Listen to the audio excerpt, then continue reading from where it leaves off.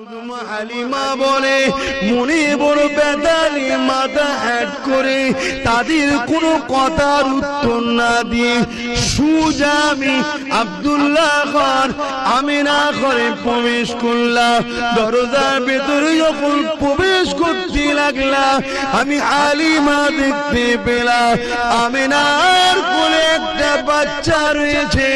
মিশাল তার চলে না, আকাশের চাঁদ লজ্জা পেয়ে যাবে এত সুন্দর আমিনার বাচ্চাকে দেখতে। আরবির ভৌগোলিক রীতিনীতি অনুযায়ী শিক্ষা যাতে ভালো হয় তাই এমন করে দাইমার কাছে বাচ্চাদেরকে দিয়ে দিতে হয়। এই যুবকেরা আব্বারা তরুণেরা দলে দলে বিভিন্ন জায়গা থেকে নারীরা এসেছিল মদিনা মক্কার জমিনে বাচ্চাদেরকে নেবে বলে। আমার রাসূলুল্লাহ বাবা নবী বলে আমার নবীকে কোনো মহিলা নিল না, কেননা তারা জানে এতিম বাচ্চাকে নিলে বেশি টাকা পাবো না। এই যে এতিমকে অবহেলা করা এটা আজ থেকে নয়, যুগে যুগে চলে আসছে। আর আমার নবীকে তারা নিল না। একটা একটা বাড়ি থেকে বাচ্চা দিয়েকে নিয়ে যে যার মতো মহিলারা চলে যেতে লাগলো। ওই কাফেলার সঙ্গে রওনা দিয়েছিল হযরতে হালিমা বলে একজন মহিলা, বড় দুর্বল মহিলা, গরিব মহিলা, বয়সটাও হয়েছিল এবং গরিবী সংসার অভাবী সংসারের মহিলা। তাই তিনি তিনার যে উটনিটাকে নিয়ে আসছিল ওই উটনিটা গরিবের উটনি বলে ভালো খেতে পারেনি, তাই দ্রুত হাঁটতে পারেনি, আস্তে আস্তে পিছনে চলে গিয়েছিল। বাকি কাফেলার সাথীরা আগে আগে এসে ধনী লোকদের ঘর থেকে একটা একটা করে যে যার মতো বাচ্চা নিয়ে অর্থ নিয়ে তারা রওনা দিতে লাগলো।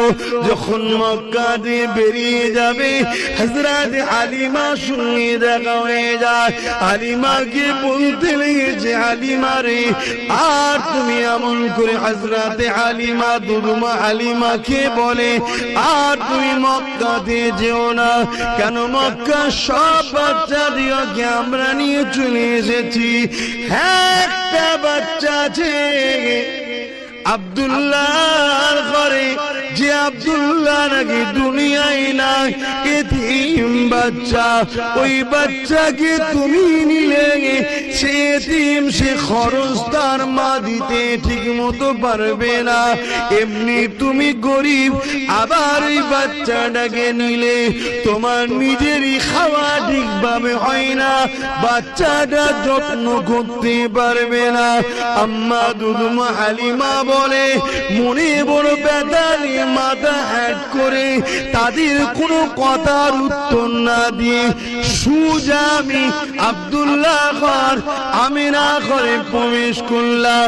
দরজার ভেতরে যখন প্রবেশ করতে লাগলাম আমি হালিমা দেখতে পেলাম আমিনার কোলে একটা বাচ্চা রয়েছে। মিশাল তার চলে না, আকাশের চাঁদ লজ্জা পেয়ে যাবে এত সুন্দর আমিনার বাচ্চাকে দেখতে।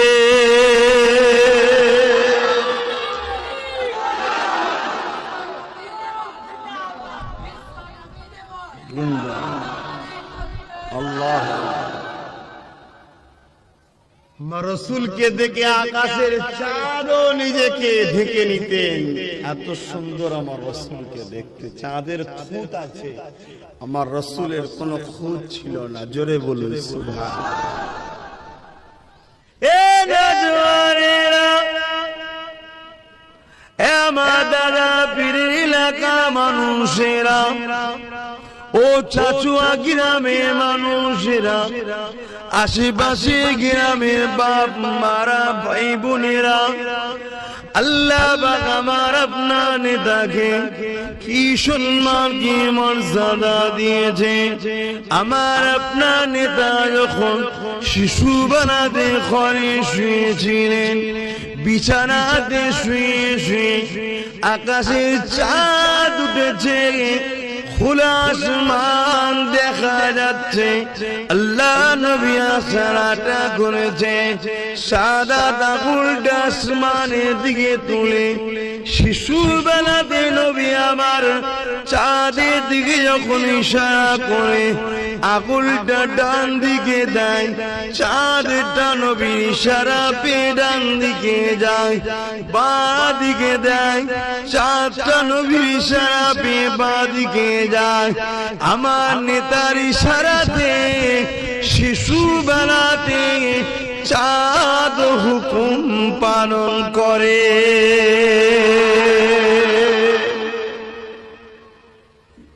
সেই নেতা অনুসারী আমরা, শুধু মুখে বললে হবে, দরদ থাকা দরকার নবীর উপরে, ঠিক না বে ঠিক?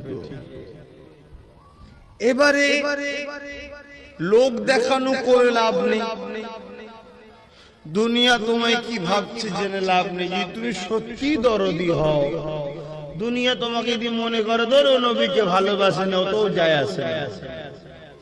তুমি সত্যি ভালোবাসো, কেউ না জানুক, আমার আল্লাহ জানে, আর আমার আল্লাহ তার দোস্তকে জানায়, অমুক গ্রামে অমুক ছেলেটা, অমুক গ্রামে অমুক মেয়েটা, অমুক গ্রামে অমুক বাপটা, অমুক গ্রামের অমুক মাটা তোমাকে হাবিব খুব ভালোবাসে। আর আমি কথা দিয়েছি, তোমায় যে ভালোবাসে আমি আল্লাহ তাকে প্রেম করে নি। জোরে বলুন সুবহানাল্লাহ। মুসলমানের ছেলে মেয়েরা, তরুণেরা, বাপেরা, আল্লাহ আমার নেতাকে এত সম্মানিত করেছে। কোন নেতার মাহফিল বানাতে লেগেছি, যে নেতা না হলে লাউলা কালামা খালাকতুল আফলাক, এ জমিন হতো না, আসমান হতো না, চাঁদ হতো না, সূর্য হতো না, সিতারে হতো না, পার হতো না, পর্বত হতো না, মক্কা মদিনা মদিনা হতো না, তামাম কায়নাত কিছুই হতো না। যে নবী পাক খাতির আল্লাহ আদম শফিউল্লাহকে বানিয়েছে, মুসা কালিমুল্লাহকে বানিয়েছে, তামাম নবী রাসূল পীর পয়গম্বরদেরকে বানিয়েছে। যে নবীর খাতির আল্লাহ জান্নাত একটা বেশি বানিয়েছে।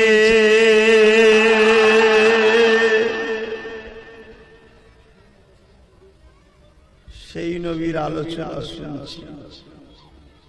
এই যে আপনারা বসে বসে আমার নবীর কথা শুনবেন, আপনাদের কি লাভ? এই লাস্টে শুধু আবারও খিচুড়িটা নেবেন, বিরিয়ানি নেবেন, ওইটাই লাভ? ওটা তো সবার বাড়িতে আল্লাহ করে আজকে আছে, কার বাড়িতে অভাব আছে? তবে একটা দিন আসছে মানুষের বাড়িতে এক মুঠো চাল পর্যন্ত পাওয়া যাবে না, খুব শিগগিরই আসছে। তারপর আবার একটা দিন আসছে যেদিন মানুষের বাড়িতে যেমন ঝাঁট দিয়ে জঞ্জাল বার করেন না মানুষ, কখন গাড়ি আসবে গাড়িতে তুলে দেয়, বিশেষ করে পৌরসভা এলাকাগুলি হয়, ওই রকম মানুষ তার ঘর থেকে সোনা দানা ঝাঁট দিয়ে বস্তা করে বাইরে বার করে রাখবে, ভাই নিয়ে যা ভাই, সেটাও আর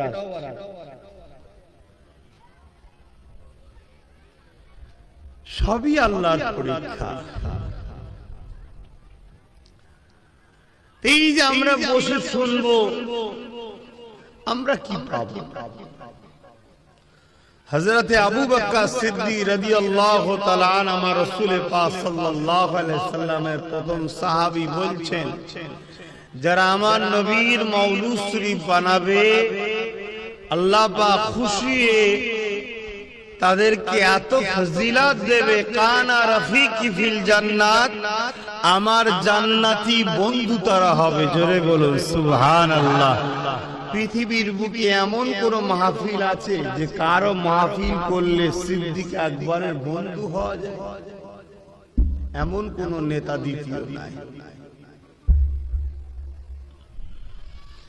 শুধু লাভটা নয়, আল্লাহ নবী সাহাবার একদিন নিজের এলাকাতে আল্লাহ নবীর মাওলুদ শরীফ বানাতেছিলেন, জশ্নে ঈদে মিলাদুন নবী বানাতেছিলেন।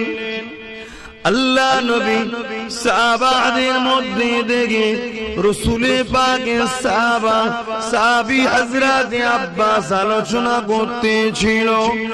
একদিকে তিনি নবী পাকের চাচা জানো হন, তিনি আলোচনা করতেছিলেন, বাকি সাহাবারা বসে বসে আলোচনা শুনতেছিল।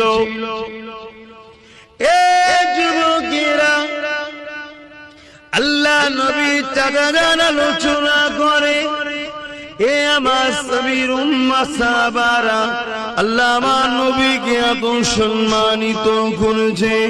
আম্মা আমিনা বলতে লেগেছে, আমি একটা খ্বাব দেখলাম, যে খ্বাবের মধ্যে দেখতে লাগলাম একটা নূর, একটা আলো, যে আলোটা শাম দেশের প্রাসাদ পর্যন্ত আলোকিত হয়ে গেছে। আল্লাহ নবী জানিয়ে দিলেন ওই আলোটা অন্য কেউ নয়, ওই আলোটা হলো, নূরটা হলো আমি মুহাম্মাদুর রাসূল।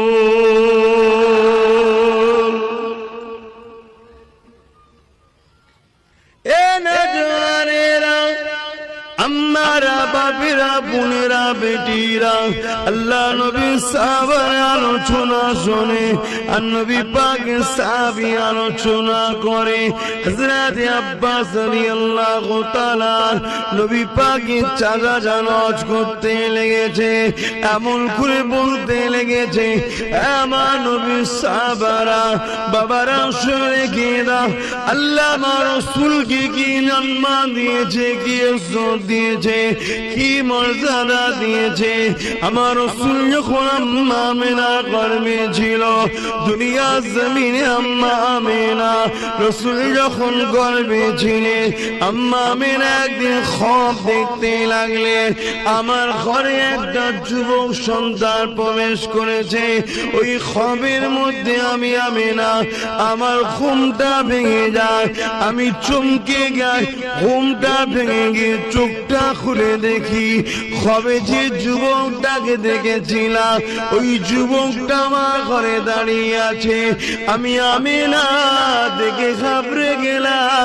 ওই যুবকটা আমাকে বলেছিল, ও মা আমিনা, ঘাবড়ে যাবেন না মা, আমি দুনিয়ার কোন পুরুষ নয়, আমি হলাম আল্লাহ পাকের পাঠানো ফেরেশতা হযরত জিবরাইল আলাইহিস সালাম।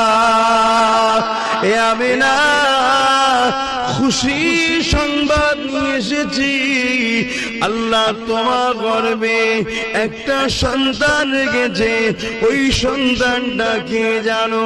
আম্মা আমিনা বললেন, জানি না।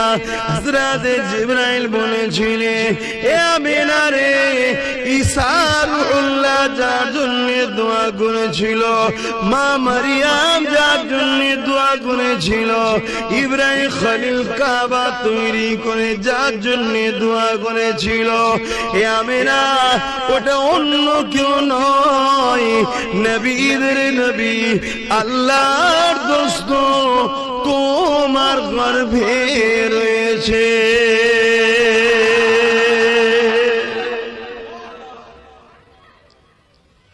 সেই নেতার আলোচনার মাধ্যমে যদি চুপ করে বসে শুনি, আর এই আলোচনা শুনে যদি অন্তর খুশি হয়, ফায়দা আছে না না?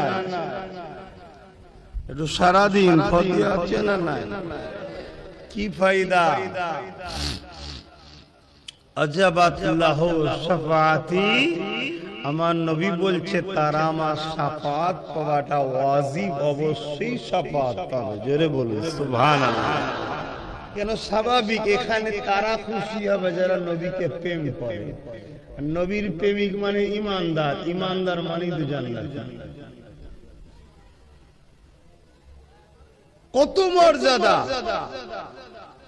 যে রাসূলের শাফাত পাওয়া যাবে নবীর মাওলুদ শরীফে বসে, নবীর আলোচনা শুনে যদি আরো অন্তর ঠান্ডা হয়, খুশি হয়, সে এত বড় মর্যাদা পাবে। জান্নাত কি না যায়? বলুন না গো। হ্যাঁ, আল্লাহ বলেছে কি না যায়, সেটা হলো জান আর মালের বিনিময়। যদি আল্লাহ তোমার জান না কবুল করে, মাল যদি অ্যাকসেপ্ট না করে, বেকার। কিন্তু রাসূল বলছে আমার মাওলুদে বসে খুশি বানালে ওয়াজাবাত লাহু শাফাআতি, আমি নবী আমার শাফাআত তারা পাবে। জোরে বলুন সুবহানাল্লাহ। তাহলে আমার নেতার সম্মান বুঝলাম, আমার নেতার মর্যাদার কথা বুঝলাম, আমার নেতার মাহফিলের গুরুত্ব বুঝলাম। এটা অন্য কেউ এরা তো বুঝবে না, এটা একমাত্র প্রেমিকরাই বুঝবে।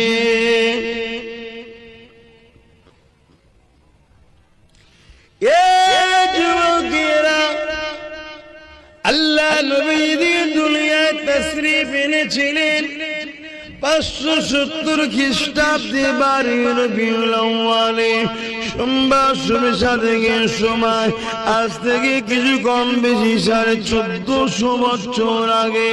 ওই সময় পৃথিবীর জমিনে আসমান জমিন, গাছপালা, তরুণতা, পশু পাখি, তামাম মখলুকাত খুশি হয়েছিল। কাবা বুঝেছিল আমি শিরক মুক্ত হব, আমি মুক্তি পেয়ে যাব।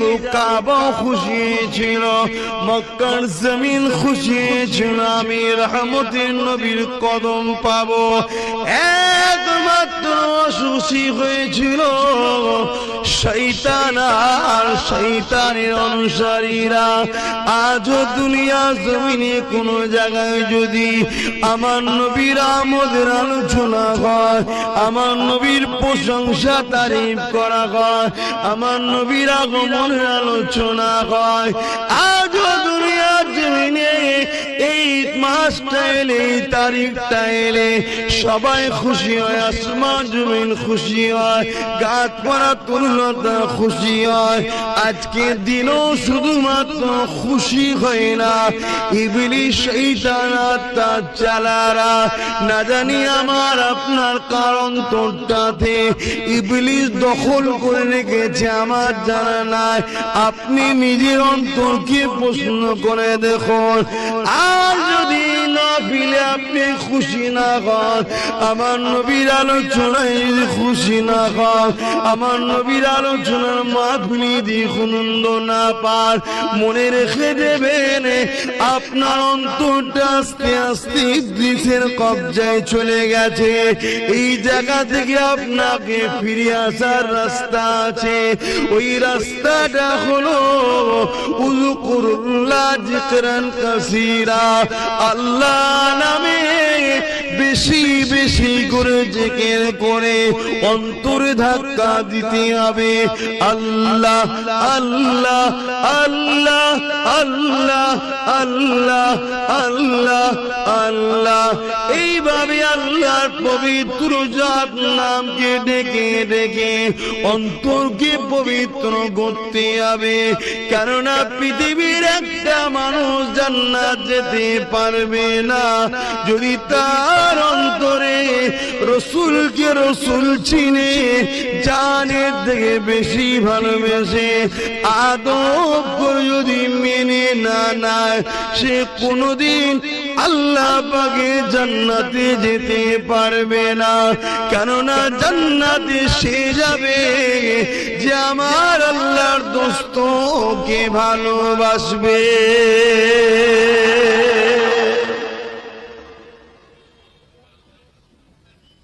আজকে এই মাহফিল গুলোর বিরোধী এক শ্রেণীর মুনাফিকরা করছে না, করছে।